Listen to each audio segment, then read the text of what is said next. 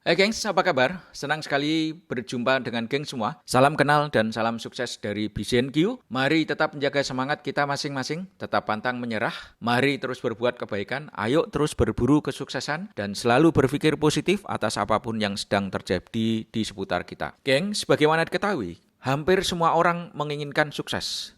Namun kenyataannya tidak semua orang sukses. Kenapa?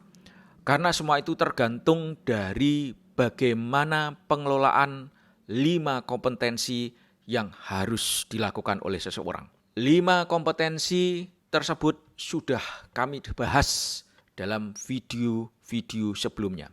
Bagi gengs yang baru bergabung dan berminat untuk mendalami pembahasan tentang 5 kompetensi ini, silahkan gengs untuk mengakses playlist dengan judul Prolog Hierarki Kompetensi. Bagi gengs yang berminat, silahkan untuk subscribe untuk mendapatkan update video-video terbaru dari BCNQ. Gengs, dari 5 kompetensi yang harus kita kelola, kompetensi pertama menjadi fondasi yang bisa mensupport 4 kompetensi di atasnya. Kompetensi yang menjadi fondasi adalah kompetensi tentang pengelolaan diri sendiri. Atau bahasa lainnya adalah IPS atau intrapersonal skill. Kalau kita membahas tentang intrapersonal skill, maka gambarannya adalah dalam bentuk 2 segitiga di mana terdapat segitiga dalam dan segitiga luar. Apa yang ada di 2 segitiga ini? Untuk segitiga dalam, di dalamnya bermuatan 6 komponen yang harus dikelola seseorang agar pengelolaan dirinya dari waktu ke waktu semakin efektif dan efisien. Sementara 3 komponen yang lainnya berada di segitiga luar. Pembahasan dimulai dengan segitiga dalam, di mana terdapat 6 komponen pengelolaan diri. Dimulai dari yang paling mendasar, yakni apakah kita merasa diri kita itu potensial atau tidak. Gengs, hampir semua orang menyatakan dirinya potensial. Namun sayangnya tidak setiap individu menyadari. Sebetulnya Tuhan itu sudah menyiapkan bekal yang luar biasa saat manusia lahir di dunia. Apa bekal tersebut? Pembahasannya sudah dilakukan di video-video sebelumnya, di mana bagi geng yang berminat silahkan untuk mengakses playlist dengan judul Potensi Diri versus Limitasi, mana yang akan menang.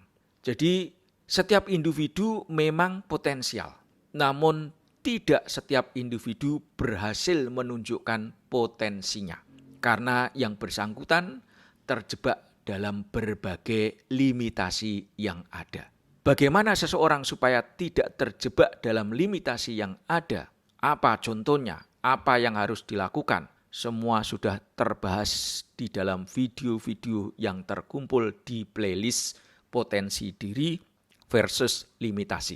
Silahkan geng untuk mengakses untuk mendapatkan pembahasan yang kontekstual dan komprehensif. Nah, setelah kita berhasil mengelola komponen yang pertama dari pengelolaan diri, yakni memahami potensi dan bagaimana memunculkan potensi hebat kita, maka berikutnya adalah pembahasan tentang komponen yang kedua dari pengelolaan diri, yakni apakah kita sudah memiliki sasaran yang menantang untuk diri kita sendiri ataupun untuk tim bila kita berfungsi sebagai pemimpin. Nah, apa itu yang dimaksud sasaran? Apa bedanya dengan mimpi? Apa pula yang dimaksud dengan sasaran menantang dibanding sasaran yang biasa-biasa saja? Rumusan sasaran menantang dan sasaran biasa-biasa saja itu seperti apa? Apa hambatan seseorang tidak berani membuat sasaran menantang untuk dirinya ataupun untuk tim di saat dia menjalankan fungsi kepemimpinan? Contoh-contoh apa saja yang bisa dijadikan sebagai referensi untuk mendorong keberanian kita dalam membuat sasaran yang menantang? Hal-hal apa saja yang harus diperhatikan supaya kita berani membuat sasaran yang menantang, dan lain sebagainya. Itu semua sudah dikupas di dalam video-video yang terkumpul di playlist dengan judul Serba-serbi Goal Setting. Bagi gengs yang berminat, silahkan untuk mengakses playlist BCNQ dengan judul Serba-serbi Goal Setting. Nah, bila akhirnya kita berani menetapkan sasaran yang menantang untuk diri kita dan berhasil mengatasi berbagai hambatan untuk membuat sasaran yang menantang untuk diri kita sendiri ataupun tim, maka selanjutnya kita harus mencermati komponen yang ketiga dalam pengelolaan diri sendiri, yakni apakah kita memiliki cukup rasa ingin tahu agar bisa mensupport keinginan kita mewujudkan sasaran menantang yang telah kita canangkan.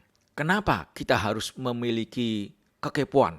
Dan apakah kekepoan ini memiliki sejarah yang sama antara periode klasik dan periode modern? Faktor-faktor apa saja yang menyebabkan kekepoan seseorang tidak tinggi? Dan kekepoan seperti apa yang selama ini salah kaprah? Semuanya juga sudah dibahas secara mendalam di dalam video-video yang telah dikumpulkan di playlist dengan judul Curiosity. Bagi gengs yang berminat untuk mendalami tentang curiosity, apa itu manfaat curiosity, bagaimana dengan contoh-contohnya, tantangan apa saja yang kita hadapi supaya kita tetap berada di tingkat kekepoan yang tepat dan bisa bertahan, apa yang harus dilakukan? Kami sarankan bagi gengs untuk mengakses playlist Curiosity tersebut. Nah gengs, setelah kita berhasil mempertahankan, mengelola tingkat kekepoan yang tepat, maka berikutnya lagi komponen yang harus menjadi perhatian ketiga, yakni apakah kita memiliki perencanaan untuk mewujudkan sukses yang kita inginkan. Sebagaimana diketahui, banyak di antara kita yang tidak memiliki perencanaan. Namun, banyak juga di antara kita, terutama mereka yang sukses, faktanya selalu memiliki perencanaan. Bagi mereka yang tidak memiliki rencana, maka sebetulnya sama saja dengan merencanakan kegagalan. Kenapa kita butuh perencanaan? Apa yang harus kita lakukan dalam proses perencanaan? Metode pendekatan simpel seperti apa dalam membuat perencanaan?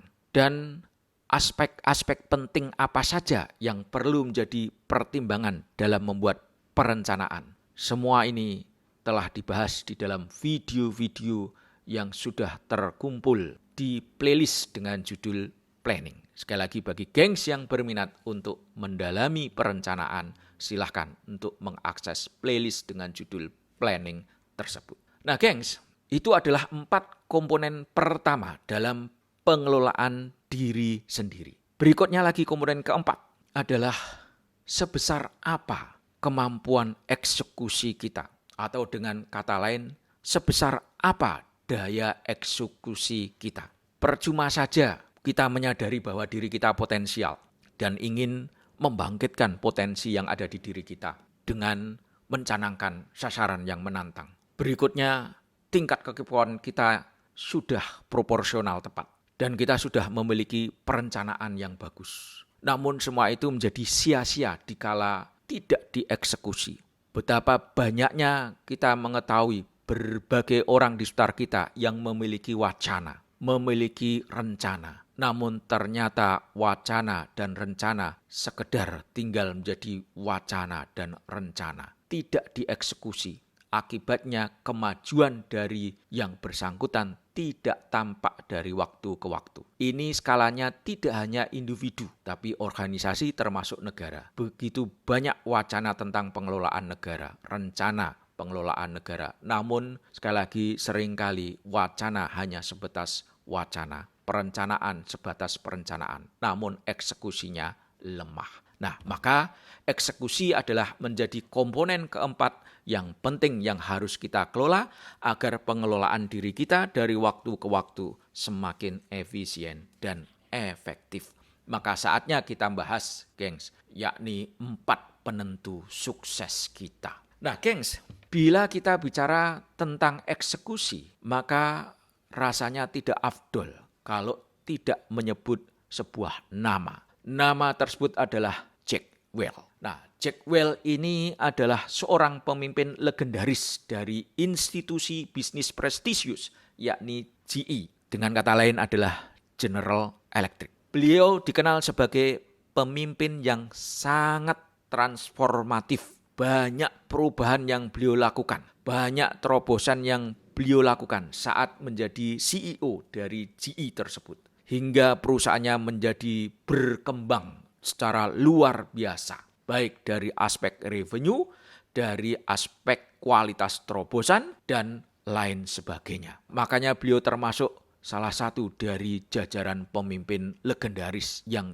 dikagumi oleh banyak orang. Gengs, beliau pernah mengatakan, ciri-ciri orang sukses itu ada 4. Dan 4 hal ini saya jadikan sebagai pedoman untuk merekrut orang.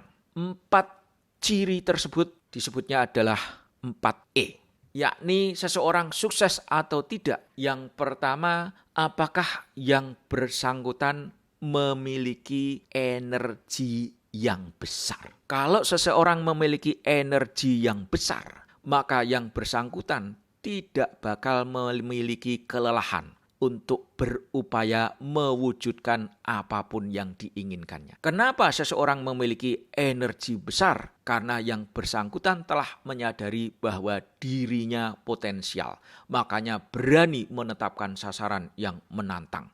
Makanya dia memiliki kekepuan yang tinggi. Sehingga akhirnya terpancarlah dari dirinya energi yang luar biasa. Dan karena memiliki energi yang luar biasa itu, maka yang bersangkutan tidak mudah menyerah, tidak mudah lelah, tidak mudah teralihkan, dan lain sebagainya.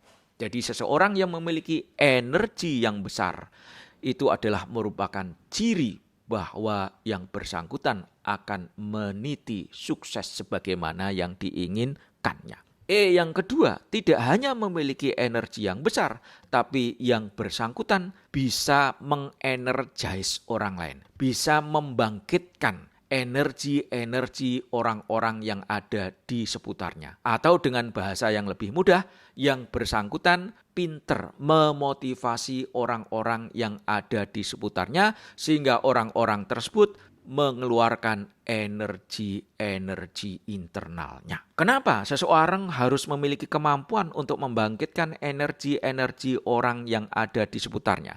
Karena sebagaimana diketahui, gengs, bahwa untuk meraih sukses, apalagi sukses besar, kita tidak mungkin mewujudkannya sendiri. Pasti kita bisa mewujudkan sukses yang besar bila melibatkan banyak orang. Nah, karena kita melibatkan banyak orang, maka tugas kita adalah membangkitkan energi-energi orang yang ada di seputar kita agar mau bekerja sama bersama-sama kita, agar mau beraktivitas bersama-sama kita untuk mewujudkan sasaran yang menantang. Selain energi dan bisa mengenergize orang lain, ciri ketiga dari orang sukses adalah yakni edge. Edge yang dimaksud di sini adalah naluri seseorang saat berada di tepian, naluri seseorang saat di ujung tanduk, ataupun naluri seseorang saat kepepet. Nah, dengan bahasa yang lebih mudah, edge itu sebetulnya adalah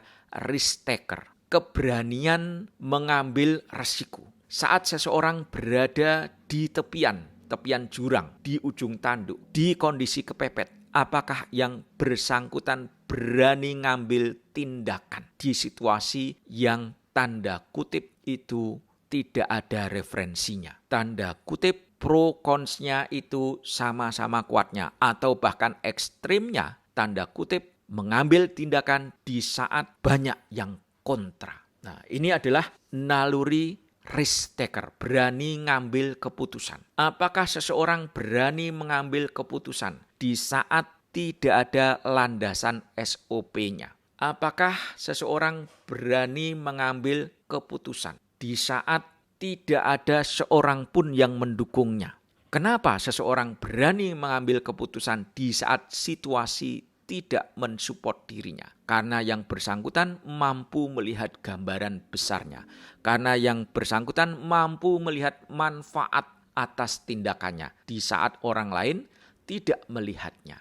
Nah, ini adalah faktor E yang ketiga, atau dengan kata lain ciri orang sukses yang ketiga. Ciri keempat dari orang sukses adalah eksekusi. Sejauh mana tingkat eksekusi orang tersebut. Bisa saja seseorang memiliki energi internal yang besar, bisa mengenergize orang lain, memiliki keberanian untuk mengambil resiko. Namun kalau tidak disertai daya eksekusi yang bagus dari dirinya, maka orang tersebut tidak bakalan sukses. Bahkan untuk eksekusi ini, Jack Welch memberikan perhatian khusus. Beliau sampai mengatakan bahwa eksekusi yang dimaksud oleh beliau adalah yang disebut superb execution atau eksekusi yang sempurna, eksekusi yang paripurna. Nah, gengs, oleh karena itu eksekusi masuk dalam komponen yang penting dari pengelolaan diri seseorang. Selain Jack Welch,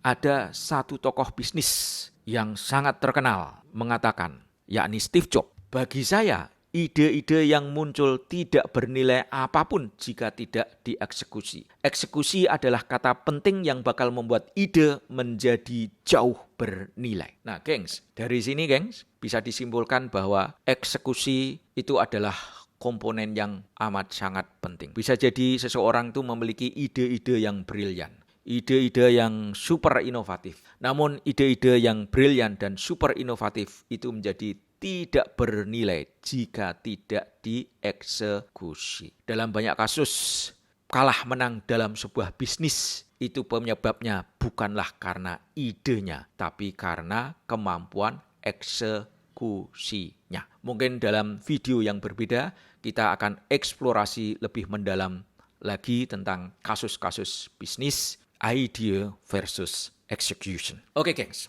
Pesan moralnya di sini adalah mari kita secara bersama-sama mempertajam kemampuan dan kemauan eksekusi kita masing-masing. Terlepas di balik eksekusi tersebut, kita memiliki ide apa saja. Semuanya tergantung pada eksekusi kita. Sukses atau tidaknya itu tergantung kemampuan dan kemauan eksekusi diri kita masing-masing. Gengs, mari kita lanjutkan tentang apa itu yang disebut eksekusi. Setelah kita menyadari bahwa eksekusi itu adalah penting, maka sekali lagi, supaya kita mendapatkan pemahaman yang baik, walaupun kita sudah sangat sering mendengar kata-kata eksekusi. Eksekusi itu sebetulnya apa sih? Eksekusi memiliki makna menjalankan, ataupun melaksanakan, ataupun melangkahkan kaki untuk melakukan sesuatu yang seharusnya. Jadi yang menjadi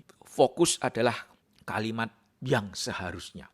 Menjalankan sesuatu yang seharusnya. Jadi penekanannya terletak pada melakukan sesuatu yang seharusnya. Gengs, kalau seseorang tidak melakukan sesuatu yang seharusnya, maka yang bersangkutan dikasih sebutan sebagai eksekutor yang lemah, alias daya eksekusinya lemah. Sekali lagi, kenapa sih eksekusi itu menjadi isu penting selain apa yang dikatakan oleh Jack Welch ataupun Steve Jobs? Dalam konteks pengembangan diri, gengs, lebih baik mana, gengs? Melangkahkan kaki atau membiarkan kaki berdiam diri, alias do nothing. Tentunya kita semua sepakat bahwa lebih bagus melangkahkan kaki, bukan? Nah, melangkahkan kaki untuk apa sih? Jelas tentunya adalah untuk melakukan sesuatu. Melaksanakan sesuatu yang seharusnya itu yang seperti apa? Nah, sesuatu yang benar itu sesuatu yang seperti apa? Nah, di sini sesuatu yang benar itu ada beberapa koridor yang harus menjadi perhatian kita. Yang pertama adalah sesuatu yang benar itu adalah sesuatu yang sudah ditetapkan sebagai prioritas. Maka supaya kita masuk golongan orang yang dianggap eksekusinya baik, yang harus kita lakukan itu adalah sesuatu yang prioritas. Jangan sampai melakukan sesuatu yang tidak prioritas. Kalau kita melakukan sesuatu yang di luar prioritas, walaupun kita sudah melakukan sesuatu, kita pun tetap dianggap sebagai eksekutor yang lemah. Nah, koridor yang lainnya adalah sesuatu yang benar adalah sesuatu yang sudah ditetapkan sebagai agenda atau sebagai rencana. So gengs, supaya kita dianggap sebagai eksekutor yang baik, maka lakukan sesuatu berbasiskan agenda atau rencana. Jangan melakukan sesuatu di luar agenda atau rencana. Nah, koridor yang ketiga adalah melakukan sesuatu yang benar adalah sesuatu yang sudah dijanjikan, yakni yang sudah diucapkan, yang sudah dikomitmenkan. Maka lakukan sesuatu yang sudah diucapkan, dijanjikan, dikomitmenkan supaya kita masuk golongan orang yang disebut eksekusinya bagus. Koridor yang berikutnya, sesuatu yang benar adalah sesuatu yang sudah merupakan kesepakatan. Jadi apapun yang sudah disepakati, mari kita lakukan. Jangan sampai itu tidak dilakukan. Karena kalau itu tidak dilakukan, itu memberikan sinyal bahwa daya eksekusi kita tidaklah baik. Dan koridor yang berikutnya lagi adalah sesuatu yang benar adalah sesuatu yang sudah menjadi harapan. Maka kenali harapan-harapan yang ada di diri kita. Kenali harapan-harapan orang-orang yang ada di seputar kita. Nah, kita harus melakukan sesuatu sesuai dengan harapan yang ada di diri kita ataupun harapan yang ada di orang-orang seputar kita supaya kita mendapatkan cap sebagai eksekutor yang baik. Koridor yang lainnya adalah sesuatu yang benar adalah sesuatu yang relevan dengan goal sasaran yang sudah ditetapkan. Jangan coba-coba melakukan sesuatu yang tidak relevan dengan goal ataupun sasaran yang sudah ditetapkan. Karena dengan demikian, dengan mudahnya kita akan mendapatkan cap sebagai eksekutor yang lemah. Koridor yang lainnya, sesuatu yang benar itu adalah sesuatu yang masih berada di dalam batas deadline. Jangan memberikan sesuatu ataupun melakukan sesuatu di luar batas deadline. Dan yang terakhir, koridor sesuatu yang benar itu adalah kita melakukan sesuatu yang memberikan nilai tambah atau keuntungan. Nah, ini adalah koridor-koridor the right thing to do. Sesuatu hal yang benar yang harus kita lakukan agar kita dianggap sebagai eksekutor yang bagus. Jadi gengs, kita harus cukup hati-hati di sini. Boleh-boleh saja kita sudah melakukan sesuatu, namun jika sesuatu yang kita lakukan ternyata di luar koridor yang seharusnya, sebagaimana tadi yang sudah disebutkan, maka sekali lagi dengan mudahnya kita akan dapat dicap sebagai eksekutor yang lemah. Kan sayang, geng. Energi sudah terlanjur keluar untuk mengerjakan sesuatu, namun toh tetap saja disebut lemah eksekusi karena mengerjakan sesuatu yang di luar koridor. Maka sekali lagi agar kita tidak berjalan di luar koridor, yuk kita identifikasi mana yang menjadi prioritas, mana yang sudah menjadi agenda, mana yang sudah merupakan kesepakatan, mana yang sudah menjadi janji-janji kita, dan seterusnya. Supaya kita betul-betul memiliki tingkat eksekusi yang seharusnya. Gengs, sekali lagi hati-hati. Kalau kita melakukan sesuatu yang tidak relevan dengan the right thing, maka kita akan dicap daya eksekusi kita lemah. Apalagi sampai kita do nothing. Maka bila demikian kita dicap sebagai bukan seorang eksekutor.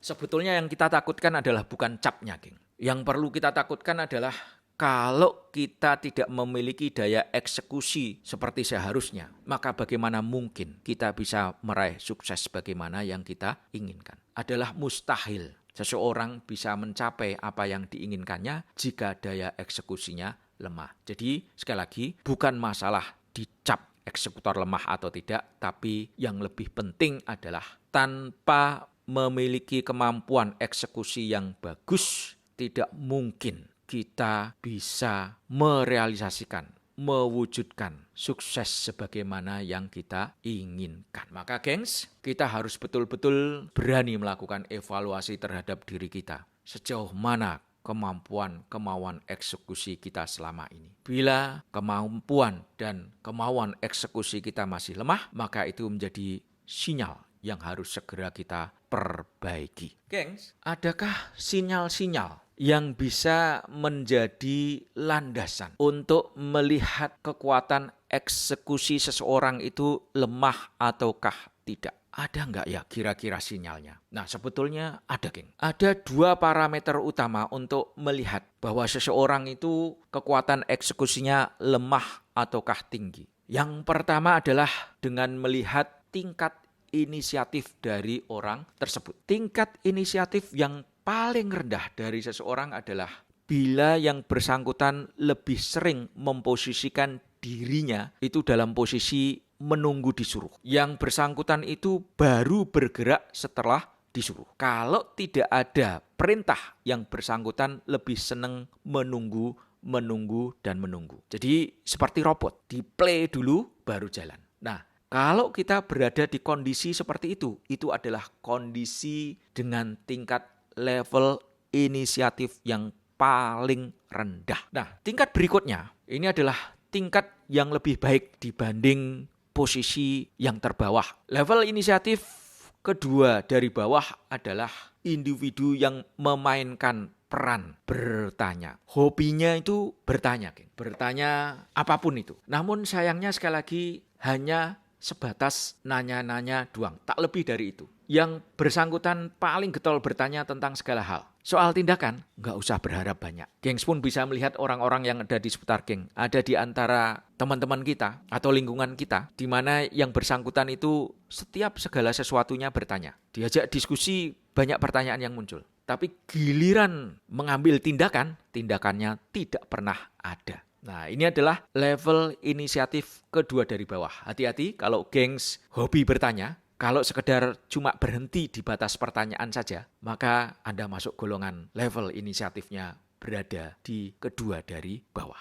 Nah, level di atasnya, geng, yakni adalah individu yang suka memberikan rekomendasi. Berbagai rekomendasi dengan mudahnya muncul dari individu tersebut. Tapi sekali lagi, cuma sebatas rekomendasi. Yang lucu adalah, walaupun kita telah sepakat dengan rekomendasinya, dan yang bersangkutan merasa senang rekomendasinya diterima, namun yang bersangkutan tetap saja tidak menjalankan rekomendasi tersebut. Lucu kan, gengs? Yang bersangkutan memberikan rekomendasi, rekomendasinya diterima, tapi yang bersangkutan tidak mau menjalankan rekomendasi yang berasal dari dirinya sendiri. Kenapa demikian?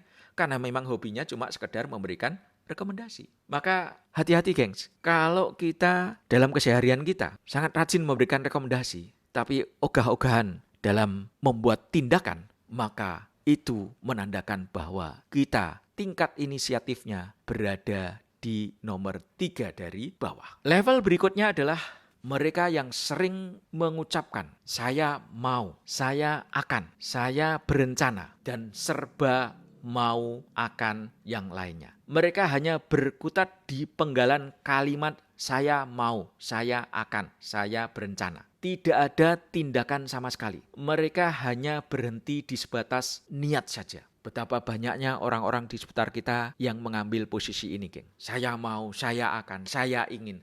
Tapi semuanya tidak dilakukan. Nah, ini adalah level keempat dari bawah.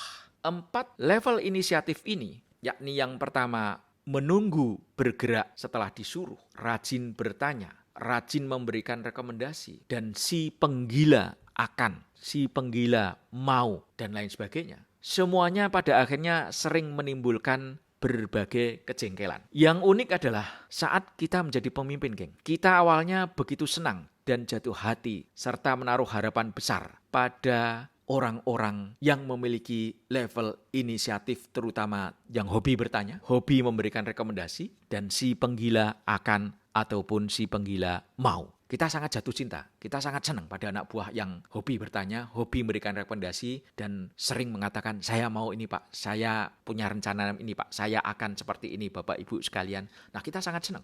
Namun sayangnya, seiring waktu, rasa senang yang kita miliki itu berubah menjadi kebencian. Betul nggak, gengs? Cinta berubah menjadi benci. Karena permainan yang dilakukan oleh 3 posisi ini adalah permainan omdo, omong doang, atau NATO. No action, talk only. Nah, gengs, apakah kita saat ini berada di tingkat inisiatif sebagaimana yang tadi, sekedar bertanya, sekedar rekomendasi, sekedar berkata mau akan ingin. Atau yang paling parah adalah tidak bergerak hingga mendapatkan perintah.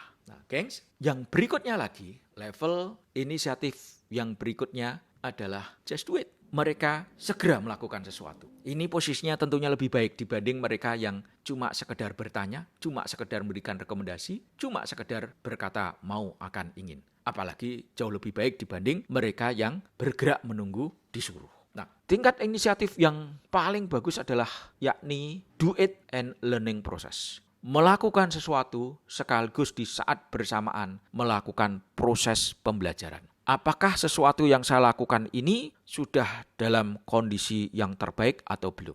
Apakah sesuatu yang saya lakukan ini sudah sempurna atau belum? Apakah yang saya lakukan ini sudah efisien, efektif belum? Adakah cara lain agar supaya bisa menjadi lebih baik? Pembelajaran apa saja yang bisa saya dapatkan atas apa yang saya lakukan. Di situ ada proses pembelajaran yang luar biasa. Nah, kalau kita melakukan sesuatu sekaligus dijadikan sebagai media pembelajaran, maka itu adalah level inisiatif yang paling tinggi. Nah, gengs, yang menjadi pertanyaan adalah mana di antara individu-individu yang akan disenangi oleh banyak orang?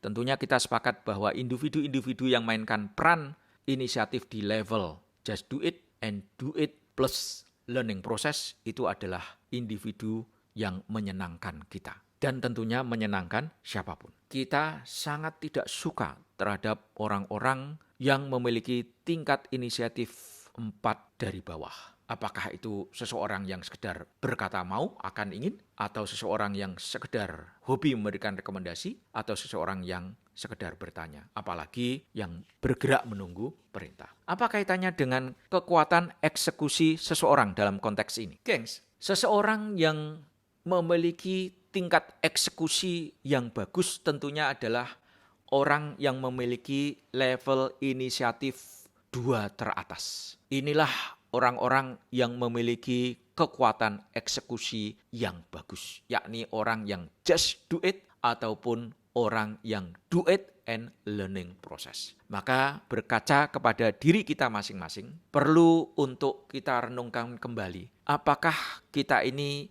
lebih dominan memainkan peran 2 level inisiatif di atas ataukah 4 level inisiatif yang di bawah.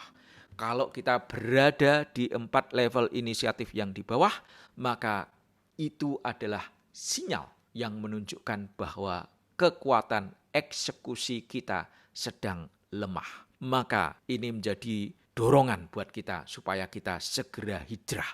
Jangan berlama-lama menempati posisi 4 di bawah. Segeralah untuk hijrah, naik ke atas, menjadi seseorang yang mudah just do it, dan syukur-syukur menjadi orang yang do it plus learning process. Nah, jadi sukses tidaknya seseorang dalam menggapai apa yang diinginkannya tergantung dari eksekusinya kuat ataukah tidak. Nah, eksekusinya kuat itu bila kita memainkan tingkat inisiatif 2 level di atas. Maka hati-hati geng, mari kita melakukan proses check and recheck terhadap diri sendiri. Jangan sampai kita memainkan peran dominan di 4 level yang di bawah. Oke gengs, selain tingkat inisiatif, parameter yang kedua untuk melihat kekuatan eksekusi kita lemah atau tidak adalah dilihat dari tingkat kooperatif kita. Nah, kalau kita bicara tentang tingkat kooperatif, ada berbagai tingkat kooperatif. Yang pertama, dan itu tentunya yang terbawah, adalah bila kita memainkan menolak kerjasama dan pergi menghindar. Nah, ini adalah level kooperatif yang paling rendah, yakni di saat kita tidak mau bekerja sama dan cenderung meninggalkan peluang kerja sama. Nah, level yang kedua dari bawah adalah terlihat kooperatif namun sebetulnya tidak. Ini kalau orang Jawa bilang, yakni seseorang yang mendapat ledekan nggih-nggih tapi enggak kepanggih. Iya, tapi ternyata tidak. Seringkali kita melihat seseorang pada saat diajak diskusi dalam sebuah pertemuan. Dan di dalam pertemuan tersebut membahas program-program baru. Orang tersebut dengan mudahnya mengatakan, iya program ini bagus, mantap. Ini adalah program yang solutif. Ini adalah program yang inovatif dan bla bla bla bla yang lainnya. Namun kenyataannya, begitu yang bersangkutan keluar dari ruang meeting, di saat itu pula yang bersangkutan mencerca program tersebut. Atau bisa jadi yang bersangkutan tidak mencerca, namun ogah-ogahan untuk mengimplementasikan program yang sudah dipuji tersebut. Titik tertentu yang bersangkutan memprovokasi orang-orang di seputarnya untuk tidak melaksanakan program tersebut. Walaupun di saat pertemuan yang bersangkutan terlihat setuju, antusias dengan program tersebut. Nah, gengs, ini adalah level kedua di bawah kalau kita bicara mengenai tingkat kooperatif. Dan kalau kita perhatikan, begitu banyak di antara kita kadang-kadang terjebak di level kedua ini. Level berikutnya, yakni bila kita bersedia untuk bekerja sama, namun kesediaan kita bekerja sama ini sifatnya sangat transaksional. Maksudnya transaksional adalah begini, geng. Saya mau menjalankan program ini, cuma masalahnya wani piro. Masalahnya ada nggak imbalan? Seberapa banyak imbalannya? Kapan imbalan ini bisa saya dapatkan? Jadi setiap seseorang akan melakukan sesuatu yang bersangkutan selalu meminta imbalan. Ini adalah sifatnya transaksional. Kalau tidak ada imbalan, maka dia tidak melakukan sesuatu. Seandainya ada imbalan pun selalu dilihat apakah imbalannya ini besar ataukah tidak. Kalau imbalannya tidak besar, yang bersangkutan tidak antusias untuk menjalankan apa yang seharusnya. Gengs, bersifat transaksional itu bisa dimaklumi dan itu rasional. Cuma masalahnya, apakah setiap gerakan kita harus sifatnya ada transaksinya? Harus ada imbalannya. Nah, yang jadi masalah yang kedua adalah di saat kita minta imbalan, adakah orang lain yang tidak minta imbalan? Kalau semua minta imbalan sih nggak masalah, geng. Tapi ada di antara kita itu mau melakukan sesuatu tanpa imbalan. Nah, sekali lagi, hidup ini adalah kompetisi. Kalau kita melakukan sesuatu landasannya imbalan, ada orang lain yang melakukan sesuatu karena tidak melulu karena imbalan, maka kita pasti akan kalah. Karena orang lain bergerak lincah, kita bergerak lamban karena menunggu imbalan. Maka hati-hati, gengs. Kalau kita berada di posisi ini, maka bisa dikatakan bahwa ini akan mendorong eksekusi kita menjadi lemah di saat orang lain tidak mempertimbangkan itu. Dengan kata lain, eksekusi orang lain lebih baik dibanding kita. Nah, gengs, tingkatan kooperatif yang berikutnya adalah kooperatif dengan tanpa syarat. Jadi dia tidak menunggu imbalan, geng. Dia bergerak. Ya karena ingin bergerak. Atau dia bergerak karena dia tahu di dalam gerakan tersebut ada tujuan apa. Dan dia bisa mendapatkan benefit atas gerakan tersebut. Dia bisa mendompleng akan tujuan tersebut. Di samping tujuan tim, ada tujuan pribadi yang bisa diraih. Nah, ini yang saya sebut mendompleng. Nah, ini adalah tingkat kooperatif yang lebih baik dibanding 3 yang di bawah. Tingkat kooperatif berikutnya lagi adalah yakni yang bersangkutan bekerja sama dengan riang gembira dan sepenuh hati. Nah, antusiasmenya di sini muncul, geng. Tidak sekedar bergerak tanpa syarat, tapi pergerakannya itu disertai antusiasme. Nah, ini adalah tingkat kooperatif yang lebih baik. Energi yang keluar dari dirinya itu energi dengan persentase yang tinggi. Kalau kooperatif dengan tanpa syarat itu bisa jadi bergerak, tapi persentase energi yang dikeluarkannya barangkali tidak setinggi dibanding level yang berikutnya, yakni yang bekerja sama dengan riang gembira dan sepenuh hati. Dan yang paling tinggi, gengs, adalah bekerja sama dengan kegembiraan yang kreatif. Antusiasme yang muncul itu tidak sekedar sebatas antusias saja. Tapi di dalam dirinya terdorong untuk memunculkan inisiatif-inisiatif baru. Kreasi-kreasi baru dalam setiap gerakan yang ditimbulkannya. Nah, ini adalah level kooperasi yang paling tinggi. Nah, gengs, kira-kira kalau kita berkaca kepada apa perasaan kita pada saat berinteraksi dengan orang-orang yang tingkat kooperasinya itu adalah berada di 3 level bawah dan 3 level di atas. Tentunya kita akan jauh lebih nyaman berinteraksi dengan orang yang memiliki tingkat kooperasi yang berada di 3 level di atas dibanding mereka yang memiliki tingkat kooperatif yang berada di 3 level terbawah. Nah, kalau ini dijadikan sebagai basis untuk menilai kekuatan eksekusi seseorang, maka tentunya kita amat sangat sepakat bahwa mereka yang berada di 3 level kooperasi di atas itu adalah mereka yang memiliki kekuatan eksekusi yang tinggi. Sementara mereka yang berada di level kooperatif 3 di bawah, mereka adalah masuk golongan orang yang kekuatan eksekusinya lemah. Maka oleh karena itu, gengs, kita harus hati-hati dalam memunculkan level kooperatif kita. Mari kita melakukan check and recheck. Apakah selama ini kita lebih dominan berada di 3 level di bawah atau berada di 3 level di atas? Bila ternyata kita lebih dominan, lebih sering berada di 3 level terbawah, maka hati-hati bagaimana mungkin kita bisa meraih sukses besar yang kita inginkan. Ingat bahwa semakin tinggi nilai sukses yang kita inginkan, semakin banyak melibatkan orang.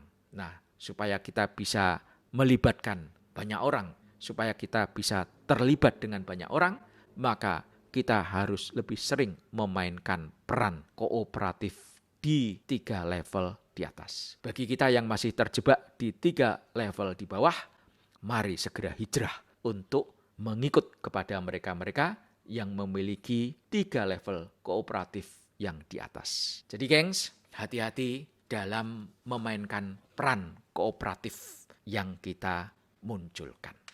Karena ini adalah sinyal yang menunjukkan apakah kekuatan eksekusi kita lagi berada di titik nadirnya ataukah kekuatan eksekusi kita sudah berada di titik yang tepat, yakni di titik yang tinggi. Gengs, itu adalah sinyal-sinyal kekuatan eksekusi seseorang berada di titik lemah, sedang, ataukah kuat. Selanjutnya mari kita gengs membahas tentang 7 penyebab eksekusi seseorang lemah. Hal-hal apa saja yang berkontribusi terhadap lemahnya eksekusi seseorang? Ini adalah pembahasan part yang pertama, bagian yang pertama, gengs. Seseorang lemah eksekusinya itu pertama karena lemah sasaran. Kenapa seseorang berada di posisi lemah sasaran? Karena yang bersangkutan bisa jadi tidak punya sasaran. Bisa jadi juga yang bersangkutan tidak tahu dan tidak peduli sasaran. Ini terutama konteksnya bila seseorang berada di dalam sebuah tim. Banyak kita temukan kenyataan, seseorang sebagai anggota tim, namanya tim pasti memiliki sasaran. Apakah itu berada di institusi bisnis ataupun di institusi non-bisnis. Hampir bisa dipastikan semua tim pasti memiliki sasaran. Tapi seringkali terjadi di mana ada sejumlah anggota yang berada di tim tersebut tidak tahu sasaran tim. Bahkan seandainya tahu sasaran tim, tidak peduli dengan sasaran tim. Nah ini kan lucu, geng. Yang bersangkutan ada di dalam anggota tim. Tapi kenapa tidak mau tahu tentang sasaran tim dan tidak peduli dengan sasaran tim? Nah ini kan sebetulnya ironi yang menyakitkan. Nah, orang yang seperti ini adalah orang yang posisinya adalah lemah sasaran. Bagaimana mungkin orang tersebut memiliki tingkat eksekusi yang tinggi? Tidak mungkin. Maka tugas teman-teman yang berada di anggota tim untuk mengingatkan yang bersangkutan dan juga atasan yang memimpin tim harus mengingatkan yang bersangkutan supaya lebih peduli tentang sasaran tim. Namun sekali lagi ini tidak mudah untuk melakukan itu semua. Walaupun tidak mudah, ini adalah merupakan tantangan yang harus dihadapi oleh pemimpin tim ataupun anggota tim yang lainnya supaya bisa mampu membangun kesadaran atas individu yang tidak peduli sasaran tim. Dan gengs, yang berikutnya adalah mereka yang sudah menyadari betapa pentingnya menetapkan sasaran untuk dirinya sendiri ataupun untuk tim. Namun karena terlalu bersemangat sehingga yang bersangkutan menetapkan terlalu banyak sasaran sehingga tidak fokus hingga memperlemah daya eksekusi. Karena bingung membagi tenaga, bingung membagi waktu, bingung membagi resources dan lain sebagainya. Nah, inilah penyebab-penyebab seseorang itu berada di posisi lemah sasaran yang berkontribusi terhadap lemahnya eksekusi. Maka mari kita melakukan check and recheck apakah kondisi saat ini kita ini berada di posisi lemah sasaran. Kalau kita berada di posisi lemah sasaran, maka mari kita perbaiki. Dan bagi gengs yang pengen mendapatkan pembahasan tentang sasaran, sekali lagi silahkan akses playlist tentang serba-serbi goal setting. Penyebab kedua, seseorang itu lemah eksekusi adalah lemahnya perencanaan. Nah, kenapa sampai berada di posisi lemah perencanaan? Karena beberapa hal. Bisa jadi yang bersangkutan memang tidak memiliki perencanaan. Bisa jadi yang bersangkutan itu aktivitasnya dominan, aktivitas yang sifatnya spontan dan reaktif. Dan lemah perencanaan bisa jadi mereka sudah memiliki perencanaan, namun perencanaannya tidak detail. Nah, lemah perencanaan itu berkontribusi terhadap lemahnya eksekusi. Apa itu perencanaan? Bagaimana teknis pembuatan perencanaan? Hal-hal apa saja yang harus diperhatikan? Bagi gengs yang berminat, silahkan untuk mengakses playlist planning yang ada di channel BCNQ ini. Dan faktor ketiga yang menyebabkan seseorang itu lemah eksekusi adalah karena yang bersangkutan mudah teralihkan. Nah, gengs, kita ini adalah makhluk sosial dengan dinamika yang super luar biasa. Dan di tengah dinamika yang luar biasa tersebut terdapat super banyak info baru. Info-info yang serba mengagetkan, serba menarik perhatian, serta berbagai puluhan hingga ratusan serba lainnya. Dan di samping info-info baru yang begitu banyak yang ada di sekitar kita, juga secara bersamaan terdapat kejadian-kejadian baru yang serba mengagetkan. Maka gengs, di titik tertentu ledakan informasi baru, ledakan kejadian-kejadian baru itu membingungkan kita. Apalagi jika info-info baru yang muncul tersebut bukan hanya dalam tataran berita saja. Info-info baru tersebut di dalamnya membawa masalah tersendiri dan seringkali bersifat provokatif yang menimbulkan masalah berikutnya lagi. Jarang info-info yang baru ini bersifat sebagai penenang. Maka seringkali kita berada di kondisi kebingungan di tengah-tengah serbuan informasi dan kejadian yang seperti itu. Dalam kondisi ini, gengs, dua respon utama kita adalah tertarik atau cuek. Kalau kita ini responnya adalah respon tertarik, apalagi sampai di tataran ketertarikan yang luar biasa tinggi, maka bisa jadi hal ini akan mengalihkan kita. Khususnya untuk info-info baru, kejadian-kejadian baru yang tidak relevan dengan sasaran kehidupan kita. Apalagi kita mengalami suatu situasi seperti ini, geng. Dalam hitungan detik kita itu menghadapi masalah. Dan saat kita menyelesaikan masalah, hitungan detik pula datang ratusan masalah. Nah, info baru, kejadian baru itu seringkali menimbulkan masalah.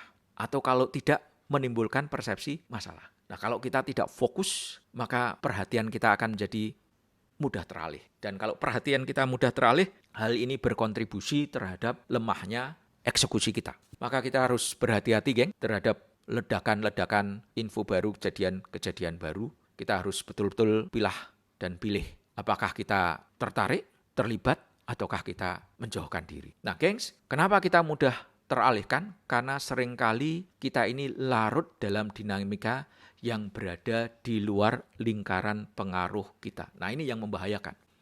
Ini hal yang paling mudah mengalihkan kita karena kita sendiri seringkali hobi berada di suatu situasi di mana kita membahas hal-hal yang di luar lingkaran pengaruh kita. Contoh kecilnya, geng.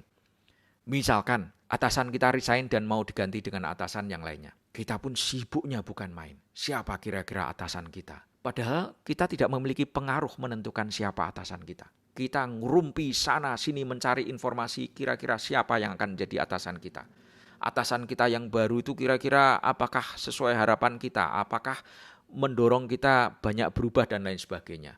Bagaimana cara kita mempengaruhi orang-orang di sekitar kita supaya kita akhirnya memiliki atasan sesuai dengan harapan kita. Nah, ini kan sesuatu yang di luar lingkaran pengaruh kita, geng. Karena yang menentukan pilihan atasan kita itu bukan kita. Lebih dominan yang menentukan siapa atasan kita adalah 2 lapis atasan kita atau bahkan 3 lapis di atas atasan kita. Jadi untuk apa kita heboh mendiskusikan tentang atasan kita? Lebih baik kita heboh membahas tentang job desk yang ada di depan kita. Lebih baik kita heboh membahas apa yang harus kita lakukan. Jangan terlalu heboh untuk membahas hal-hal yang di luar lingkaran pengaruh kita. Kenapa kita harus menghabiskan banyak energi untuk membahas pemimpin-pemimpin yang sebetulnya kalau ditarik itu pengaruhnya buat kehidupan pribadi kita tidak terlalu banyak. Kenapa kita tidak sibuk ngurusin pribadi kita sendiri masing-masing? Kenapa kita tidak sibuk memberikan energi yang besar untuk memperbaiki aktivitas-aktivitas harian kita, aktivitas-aktivitas yang sangat berkaitan dengan diri kita sendiri. Nah, karena kita sering larut dalam dinamika yang berada di luar lingkaran pengaruh kita, maka kita mudah teralihkan. Kalau kita mudah teralihkan, maka seringkali eksekusi kita melemah. Kita tidak fokus mengerjakan pekerjaan yang seharusnya kita kerjakan. Karena terlalu asik membahas sesuatu yang di luar pengaruh kita, membahas sesuatu yang di luar pekerjaan kita. Nah, ini akan membuang-buang energi kita aja, Ken. Nah, sekali lagi, maka hati-hati, mari kita tetapkan koridor yang tepat. Mana koridor yang berada di bawah lingkaran pengaruh kita, mana yang berada di luar lingkaran pengaruh kita. Sesuatu yang di luar lingkaran pengaruh kita bahas, tapi tidaklah mengkonsumsi waktu kita banyak. Jangan sampai pembahasan tentang hal-hal di luar lingkaran pengaruh kita itu mengkonsumsi waktu kita dalam jumlah yang besar. Mari luangkan waktu sedikit aja untuk membahas hal-hal yang di luar lingkaran pengaruh dan lebih banyak energi waktu kita habiskan untuk membahas, mengerjakan sesuatu yang di bawah lingkaran pengaruh kita. Agar kita lebih mudah lagi untuk mewujudkan sukses bagaimana yang kita inginkan. Ini adalah 3 kontributor yang menyebabkan lemahnya eksekusi seseorang. Kita bahas 4 sisanya, geng, di bagian kedua. Kenapa seseorang lemah eksekusi? Bisa jadi karena respon pilihan pengalaman eksekusi yang tidak tepat. Gengs, semua kita berharap bahwa eksekusi akan membawa pengalaman yang manis dan positif. Namun ternyata tidak semua eksekusi berbuah sebagaimana harapan tersebut. Bahkan hasilnya adalah sebaliknya. Beberapa di antaranya bahkan mengatakan mayoritas eksekusi tidak segera menghasilkan sesuatu sebagaimana yang diinginkan hingga periode tertentu. Dengan kata lain, gengs, eksekusi itu hampir selalu diiringi dengan namanya masalah. Makanya kadang-kadang saya juga ikut berseloroh, geng, bahwa eksekusi itu identik dengan masalah. Oleh karenanya wajar saja jika sebagian orang tidak begitu menyukai eksekusi. Kenapa bisa demikian? Karena seringkali kondisi ataupun tantangan real yang dihadapi ternyata tidak sesuai dengan bayangan ataupun yang tergambar di perencanaan. Tindakannya sudah sesuai dengan perencanaan, namun ternyata situasi yang dihadapi berbeda sehingga menimbulkan masalah yang tidak terduga, sehingga hasilnya pun tidak sesuai dengan apa yang kita harapkan. Nah, dengan demikian, eksekusi tersebut menghasilkan pengalaman yang tidak nyaman. Bisa jadi eksekusi tadi menimbulkan rasa tidak mengenakan. Kenapa timbul rasa tidak mengenakan? Karena pada saat melakukan eksekusi, sebagaimana tadi yang saya sampaikan, pada saat sekali lagi kita melakukan eksekusi, di dalamnya banyak masalah. Bahkan secara berseloroh tadi saya mengatakan bahwa eksekusi itu identik dengan masalah. Nah, mendapatkan masalah itu bukan sesuatu yang mengenakan. Maka eksekusi itu identik dengan pengalaman yang tidak mengenakan. Nah, akibatnya apa? Akibatnya kita tidak menyukai eksekusi. Yang kedua, gengs, bahwa tidak setiap eksekusi itu menghasilkan hasil yang sesuai harapan. Banyak diantaranya hasilnya adalah tidak sesuai harapan hingga periode tertentu. Nah, kalau kita melakukan sesuatu tidak sesuai harapan hasilnya, maka tentunya ini adalah kondisi yang menyakitkan. Nah, ini pengalaman yang tidak mengenakan juga. Kondisi yang menyakitkan itu pengalaman yang traumatis di titik tertentu. Maka eksekusi itu identik dengan pengalaman menyakitkan. Nah, bagi orang tertentu yang mengambil persepsi ini, maka yang bersangkutan punya respon yang tidak tepat tentang pengalaman eksekusi. Karena eksekusi itu identik dengan masalah, identik dengan hasil yang tidak sesuai harapan, maka yang bersangkutan ngapain harus eksekusi. Nah, inilah yang disebut pilihan respon pengalaman eksekusi yang tidak tepat hingga akhirnya memperlemah daya eksekusi itu sendiri. Seharusnya responnya adalah respon dari orang-orang yang sukses, gengs. Eksekusi itu harus kita anggap sebagai medium pembelajaran. Banyak masalah, ya. Hasil tidak sesuai harapan, ya, seringkali terjadi untuk periode tertentu. Tapi itu nggak apa-apa. Hal itu akan mendorong untuk menghasilkan cara atau pendekatan baru.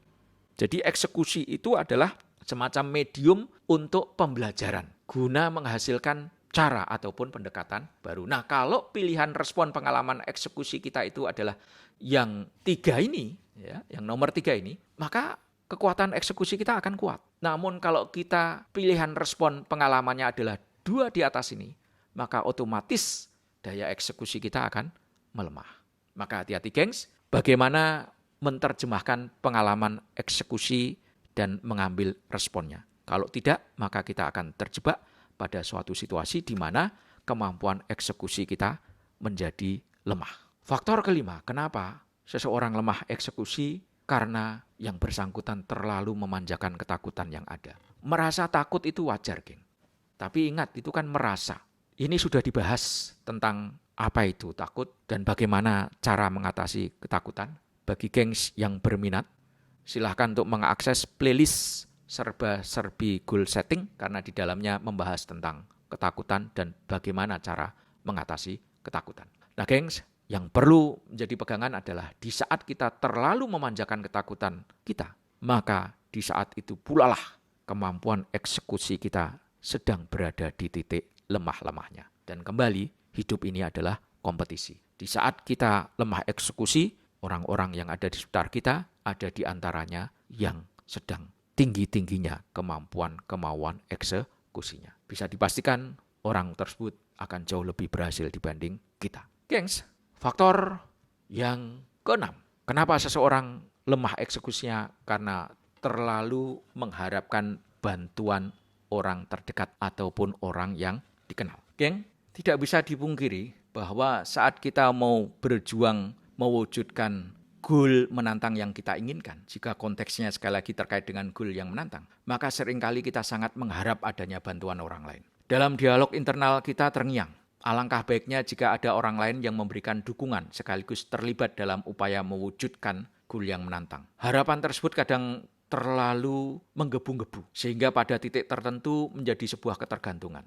Nah, di saat kita sangat berharap tentang bantuan orang terdekat atau bantuan orang lain, maka disitulah kita berada di titik lemah eksekusi. Maka hati-hati geng, jangan sampai kita memiliki ketergantungan yang tinggi, memiliki harapan yang tinggi akan keterlibatan orang lain. Di saat itu muncul, maka yang terjadi adalah kita mengambil respon wait and see. Kalau didukung, maka eksekusi kita meningkat. Kalau tidak didukung, orang lain tidak membantu, orang lain tidak mengulurkan tangan, maka di saat itu daya eksekusi kita lemah.